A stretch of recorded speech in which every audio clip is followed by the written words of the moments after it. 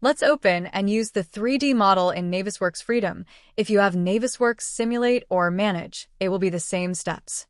After clicking the Home tab, click the Timeliner Playback button. It will make appear a new tab window with the list of activities of the 4D simulation.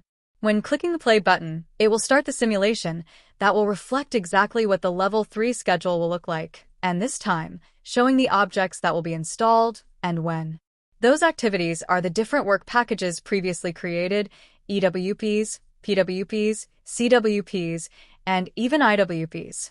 At the top left corner of the simulation, you can see the packages being installed and the progress of each one as they are being executed. You can adjust the duration of the simulation in the settings and making it last longer.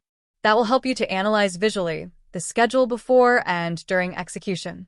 This is not just a nice colored video. This is the actual schedule in action. You can run the whole project multiple times and analyze each step before going to the field. Make it your best companion doing daily reviews with your crews or management teams. Use it, adjust it, analyze it, and work together with many teams at the same time to visually agree what are the tasks to be performed. When you are done, just click again in the Timeliner Playback button, and you are in Navisworks again. Questions? Beaver and Ibex. Simplify complexity.